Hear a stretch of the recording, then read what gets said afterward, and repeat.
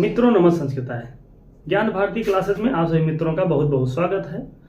मित्रों, अभी तक परिषदीय परीक्षाओं में हम लोग व्यस्त थे, जिस वजह से नियमित क्लासें नहीं चल पा रही थी। परीक्षाएं अब संपन्न हो चुकी हैं, हम लोग अपनी क्लास को आगे बढ़ाते हैं और इस समय हम लोग पढ़ रहे हैं नीति शतक। नीति शतक के 9 श्लोक को हम लोग पढ़ चुके हैं। आगे हम लोग देखते हैं 10वां श्लोक। तो 10वें श्लोक में जो छंद है वो शिखरणी छंद है और शिखरणी छंद में 17 वर्ण होते हैं। पहली यति 6वें वर्ण पर और दूसरी यति होती है 11वें वर्ण पर। तो सबसे पहले शिखरणी छंद का लक्षण देख लेते हैं। रसैरोद्रैश्छिन्ना यमन सभलागः शिखरिणी। रसैरुद्रैश्छिन्ना यमन सभलागः शिखरिणी। शिराः सार्वं स्वर्गात् पशुपति शिरस्ताः क्षितिधरम् महीधादुतुङ्गात् अवनिमावनेश्चापि जलधिम् अधोधो गङ्गेयं पदमुपगतास्तोकमथवा विवेकभ्रष्टानां भवति विनिपाताः सतमुखाः। तो रसैरुद्रैश्छिन्ना यमन सभलागः शिखरिणी।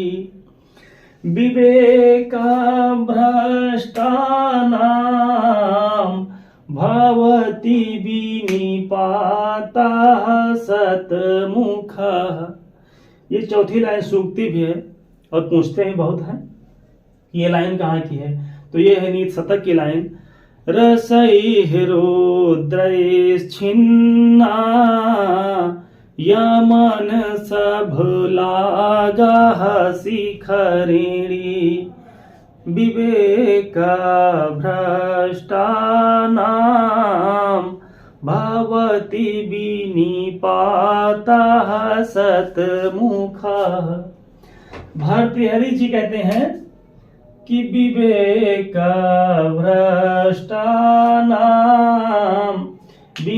भ्रष्टानाम। भर्तृहरि जी ने कहा कि विवेक भ्रष्टानाम, जिसका विवेक भ्रष्ट हो गया है, जिसका विवेक भ्रष्ट हो जाता है, उसका विनिपातः, उसका जो पतन है वो सतमुखः भवति, उसका पतन सैकड़ों प्रकार से होता है। विनिपातः सतमुखः भवत, पतन सैकड़ों प्रकार से होता है। किसका? विवेक भ्रष्टानाम। जिसका विवेक भ्रष्ट हो गया है, उसका जो पतन है, उसका जो विनाश है, उसका जो विनिपात है, उसका जो पतन है, वो सतमुखः भवत, वो सैकड़ों प्रकार से होता है।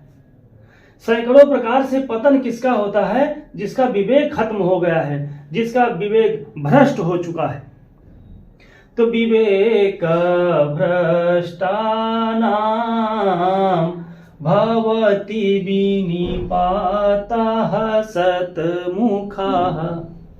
ऊपर बताते हैं शिराः सार्वं स्वर्गात् पशुपति शिरस्ताः क्षितिधरम्। हम लोग यहां से इसका अर्थ ले लेते हैं। गंगेयम, गंगा धन इयम अलग करेंगे। गंगा धन इयम गुण संधि। ये जो गंगा शब्द है ये स्त्रीलिंग का है और इयम भी स्त्रीलिंग का है। तो इयम गंगा माने ये जो गंगा है। तो गंगा जी सबसे पहले थी स्वर्ग में, तो स्वर्ग में रहने के बाद फिर स्वर्गात सार्वम शिरः पर आई।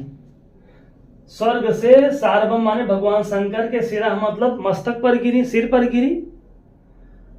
शिरः सार्वं स्वर्गात् स्वर्गात सार्वम शिरः, स्वर्ग से भगवान शंकर के मस्तक पर आई और पशुपति शिरस्ताः क्षितिधरम। पशुपति शिरस्ताः, सब में पंचमी का एक वचन है। जब कहीं से कोई चीज अलग होती है तो उसमें पंचमी विभक्ति होती है। तो स्वर्गात में भी पंचमी है, स्वर्गात सार्वम शिरः और पशुपति शिरस्ताः। और जब भगवान शंकर के मस्तक पर आई तो मस्तक पर से बात कहाँ गई? क्षितिधरम। सबसे पहले स्वर्ग में थी, स्वर्ग से सार्वम शिरः पर आई, भगवान शंकर के सिर पर आई, भगवान शंकर के मस्तक पर आती हैं। और फिर उसके बाद पशुपति शिरस्ताः, पशुपति कौन है? भगवान शंकर हैं। तो पशुपति शिरस्ताः, भगवान शंकर के सिर से उनके मस्तक पर से क्षितिधरम, क्षितिधर पर आई। क्षितिधर हिमालय, तो हिमालय पर आती हैं। कहां से? भगवान शंकर के मस्तक पर से। महीध्रात उत्तुंगात, उत्तुंगात महीध्रात, महीध्रात हिमालय।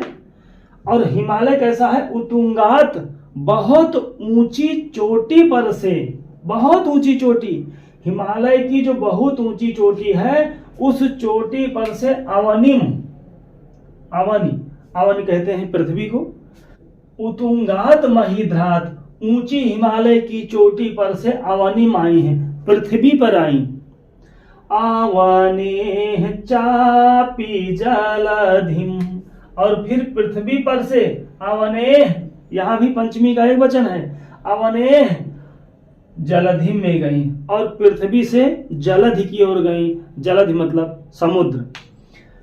अधोधो गंगेयम, यम गंगा, अधो अधो, अधो अधो पदम उपगता, अधो अधो नीचे से, नीचे से, एकदम नीचे से नीचे की ओर ऐसे पद को, ऐसे स्थान को प्राप्त होती गई।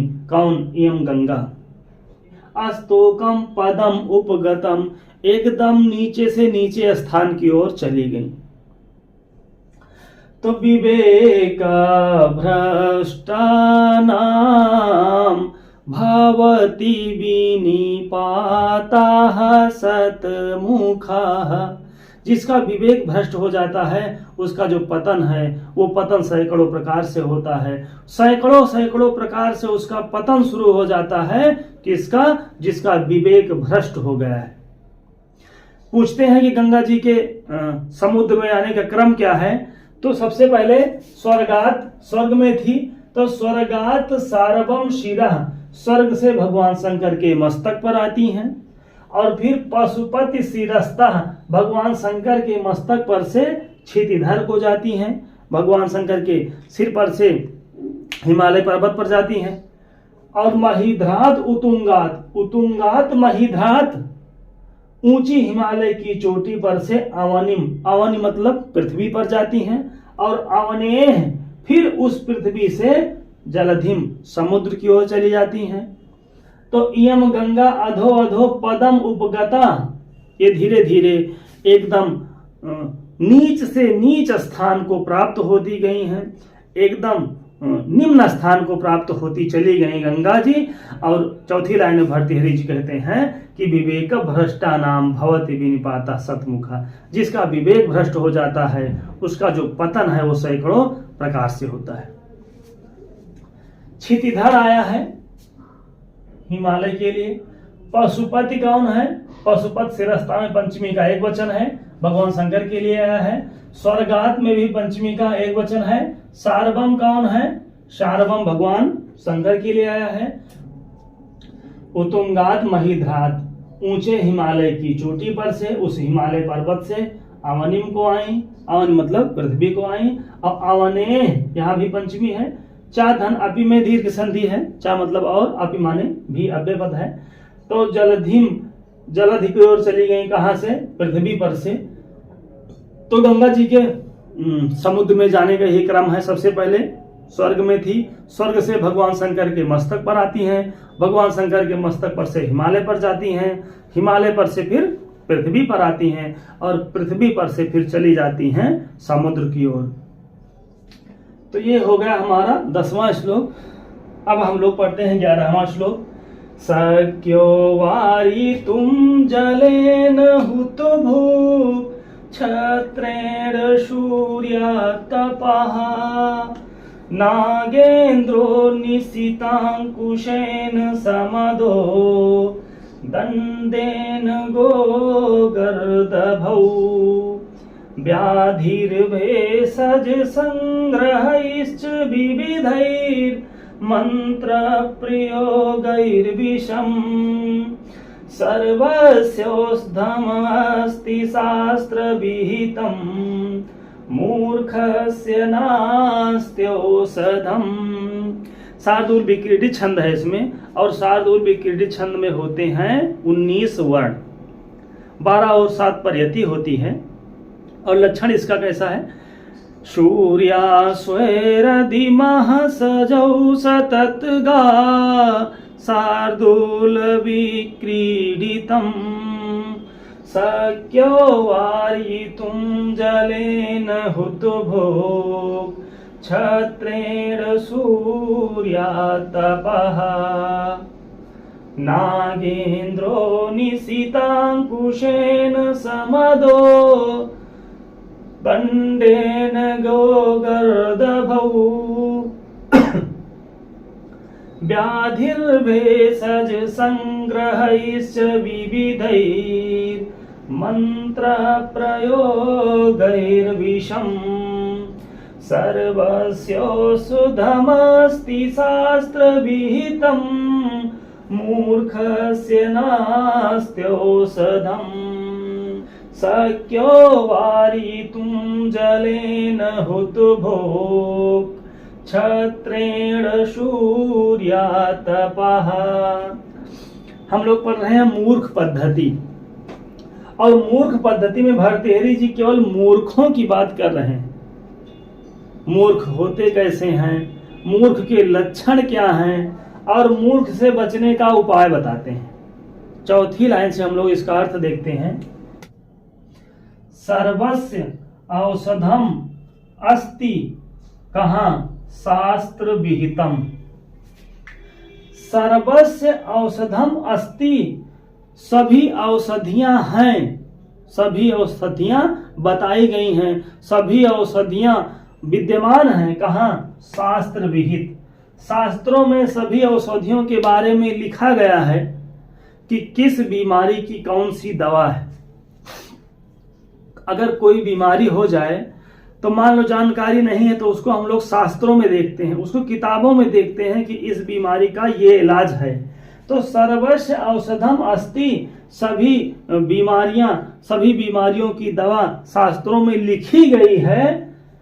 लेकिन मूर्खस्य नास्ति औषधम, मूर्खस्य औषधम नास्ति, मूर्ख की कोई भी दवा अभी तक नहीं बनी है।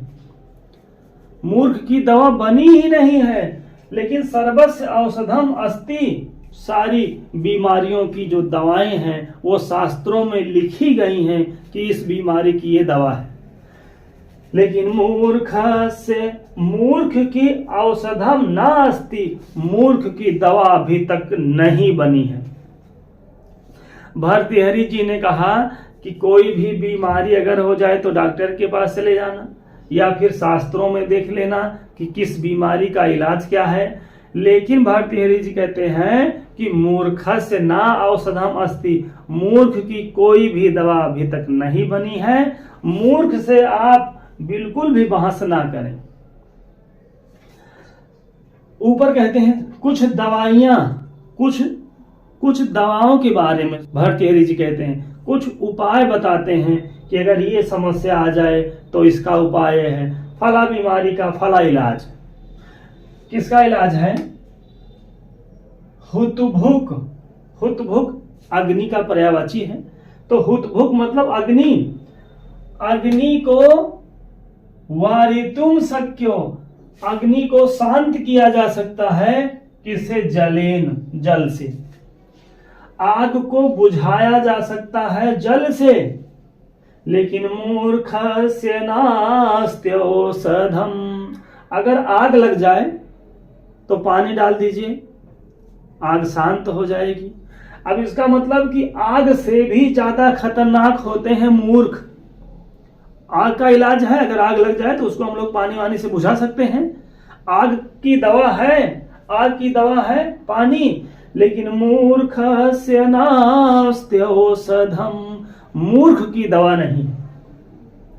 तो शक्यो वारितुम जलेन हुतुभुक् अक्षत्रेण सूर्यातपः, सूर्य धन आतपः, जो सूर्य का प्रकाश है, जो धूप है, आप सूर्य के ताप को छत्रेण, छत्र मतलब छाता, सूर्य के ताप को, सूर्य की धूप को आप छत्रेण वारितुम शक्य, आप सूर्य के ताप को छाते से रोक सकते हैं। छाता लगा दीजिए, जो सूर्य का ताप है वो खत्म हो जाएगा, वो छाया हो जाएगी। तो सूर्य के ताप को छाते से आप रोक सकते हैं, सूर्य के प्रकाश को छाते से आप रोक सकते हैं, लेकिन मूर्खस्य नास्ति औषधम। भर्तृहरि जी ने कहा कि सूर्य के प्रकाश की, धूप की तो दवाई है, लेकिन मूर्खस्य नास्ति औषधम, मूर्ख का इलाज नहीं है, मूर्ख की कोई दवाई नहीं बनी है। और नागेंद्रो, नागेंद्रो, नागेंद्र कहते हैं हाथी को, और नागेंद्र कैसा हो? समद, समदो, समदो मतलब मतवाला, मदमस्त हाथी हुए। मतवाले हाथी को निशित अंकुशेन, तीक्ष्ण अंकुश से, निशित अंकुशेन मतलब बल्लम से, भाला वाला से, भाले से नागेंद्र समद को, मतवाले हाथी को वारितुम शक्य, ये वारितुम शक्य सब में जोड़ते चलेंगे तो और आसान हो जाएगा अर्थ। तो जो मतवाला हाथी है, उस मतवाले हाथी को किसी नुकीले चीज से, किसी भाले से, किसी बल्लम से उसको शांत किया जा सकता है, उसको बस में किया जा सकता है, लेकिन मूर्खस्य नास्ति औषधम, मूर्ख की कोई भी दवाई नहीं है। और दंडेन गोगर्दभौ, गोगर्दभौ, गौ माने बैल और गर्दभ माने गदहा, गदहे और बैल को दंडेन, दंड से, डंडा से, वारितुम शक्यो, उसको बस में किया जा सकता है। अगर गदहा और बैल मान लो बिरझा जाए, दुष्ट हो जाए, मरकहा निकल जाए, तो डंडा से उसको आप बस में कर सकते हैं, उसको शांत कर सकते हैं। लेकिन मूर्खस्य नास्ति औषधम, तो बैल और गदहा को डंडे से बस में कर सकते हैं, लेकिन मूर्खस्य नास्ति औषधम, मूर्ख की कोई भी दवाई नहीं है। फिर आगे कहते हैं कि व्याधिर्भेषज संग्रहैश्च, व्याधि रोग लग जाए, जो शारीरिक रोग होते हैं शरीर में, तो जो रोग हैं, रोग कहां से मिटाए जा सकते हैं? भेषज संग्रहैश्च, अनेक प्रकार की औषधियों का संग्रह है। व्याधिर्भेषज, भेषज संग्रहैश्च, व्याधि मतलब रोग, तो व्याधिर भेषज संग्रहैश्च, भेषज संग्रहैश्च के औषधियों का सेवन करके, दवाओं को खा करके हम लोग अपने व्याधि को, अपने रोग को खत्म कर सकते हैं, अपने रोगों को ठीक कर सकते हैं। भेषज संग्रहैश्च के माध्यम से, दवाओं के माध्यम से, औषधियों का सेवन करके हम लोग रोगों को मिटा सकते हैं, रोगों से मुक्ति पा सकते हैं। लेकिन मूर्खस्य नास्ति औषधम, मूर्ख की कोई भी दवा नहीं है। फिर आगे बताते हैं कि विविधैः मंत्र प्रयोगैः विषम, विषम माने विष, मान लो कीड़ा बिच्छी काट लिए, बिच्छी उच्छी अगर छेद दिए, सांप वाप काट लिए, तो उसके लिए विविधैः मंत्र प्रयोगैः, बहुत से मंत्र हैं, बहुत से मंत्रों के द्वारा, मंत्रों का प्रयोग करके उसको हम विष को शांत कर सकते हैं। चाहे जितना भी विषैला जंतु हो, चाहे जितने भी विषैले जीव ने काट लिया हो, तो उसके लिए भर्तृहरि बताते हैं कि विविधैः मंत्र प्रयोगैः, अनेक प्रकार के मंत्रों का प्रयोग करके, अनेक प्रकार के मंत्रों से आप विष को ठीक कर सकते हैं, आपका विष उतर सकता है। काहे से? मंत्र से। लेकिन मूर्खस्य नास्ति औषधम, सांप और बिच्छू से भी ज्यादा खतरनाक कौन होते हैं? मूर्ख। सांप और बिच्छू अगर डस ले तो बहुत सारी दवाइयां हैं, बहुत सारी वैक्सीन बन गई हैं। तो अनेक प्रकार के मंत्रों से, अनेक प्रकार की दवाओं से आप विष को वारितुम शक्यो, आप विष को खत्म कर सकते हैं, आपका विष उतर सकता है, लेकिन मूर्ख के लिए कोई भी दवाई नहीं बनी है। फिर आगे कहते हैं कि सर्वस्य औषधम अस्ति, सारी दवाइयां हैं, सारी दवाइयां लिखी गई हैं। कहाँ? शास्त्र विहितम, शास्त्रों में सभी दवाओं के बारे में बताया गया है, लेकिन मूर्खस्य औषधम नास्ति, मूर्ख की कोई भी दवा नहीं बनी है।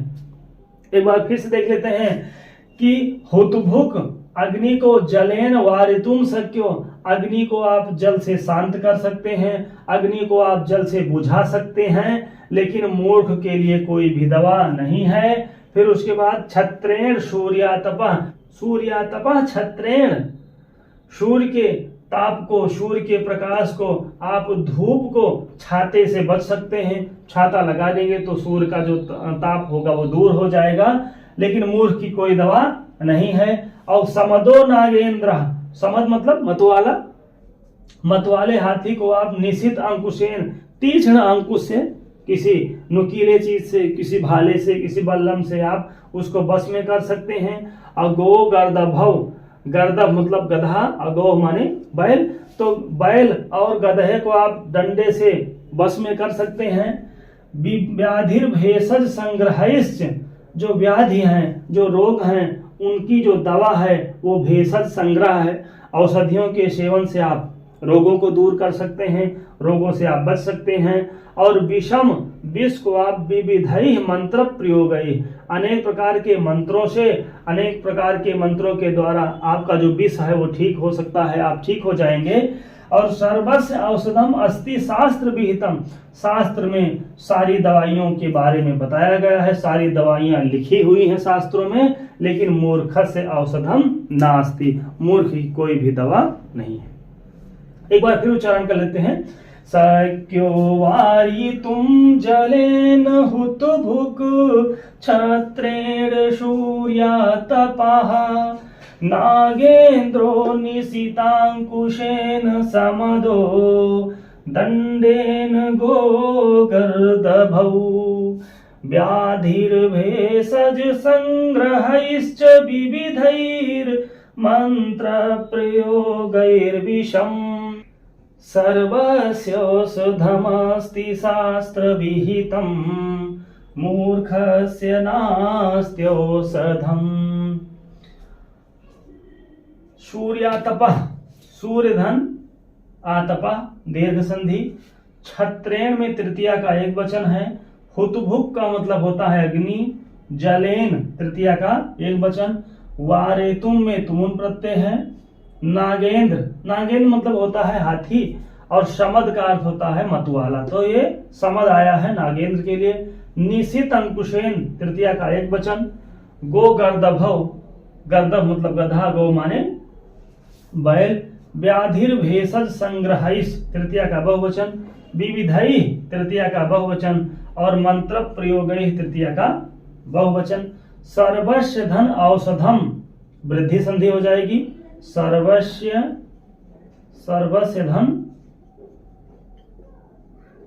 औषधम वृद्धि संधि, शास्त्र विहितम मूर्खस्य है षष्ठी का एक वचन, न धन अस्ति में दीर्घ संधि, और नास्ति धन औषधम में यण संधि हो जाएगी। तो मित्रों हम लोग 11 श्लोक तक पढ़ चुके हैं, और इसके बाद मिलते हैं अगली क्लास में। तब तक के लिए नमः संस्कृताय, धन्यवाद।